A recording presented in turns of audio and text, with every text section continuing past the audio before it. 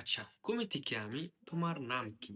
Come si chiama? তার নাম কি? Come si chiamano loro? তাদের নাম কি? ঠিক আছে? তো আজকে আমরা এগুলা শিখবো। ভিডিওটা খুবই গুরুত্বপূর্ণ। সবাই মনোযোগ সহকারে দেখবেন। ঠিক আছে?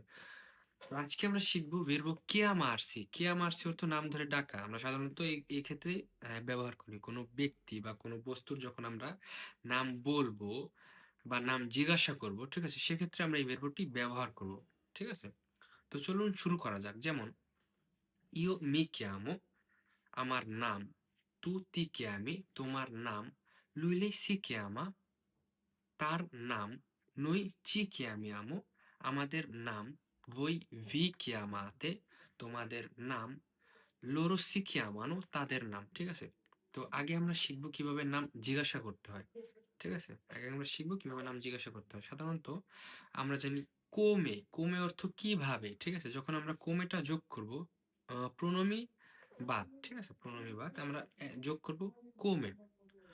come ti chiami, ঠিক আছে? come ti chiami, তোমার নাম কি? বা তোমাকে কিভাবে ডাকা হয়। ঠিক আছে? যখন আমরা come এড করব, এটা দিয়ে আমরা প্রশ্ন করব। come ti chiami, তোমার নাম কি? come si chiama, তার নাম কি? come vi chiamate, তোমাদের নাম কি?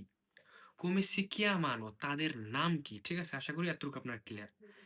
এবার যখন বলবেন আপনাদের নাম, io mi chiamo আনিক, আমার নাম আনিক। tu ti chiami ইব্রাহিম, তোমার নাম ইব্রাহিম। ঠিক আছে?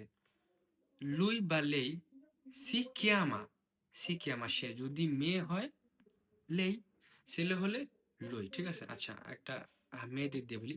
lei si chiama Maria, lei si chiama Maria, তার নাম মারিয়া। ঠিক আছে? তারপরে noi ci chiamiamo Maria e Anik, আমাদের আমাদের নাম হচ্ছে মারিয়া এবং আনিক। এতটুকু আপনার ক্লিয়ার। এরপরে যখন আমি বলবো তাদের নাম, loro si chiamano ইব্রাহিম এ আনিক। ঠিক আছে? তাদের নাম ইব্রাহিম এবং অনিক।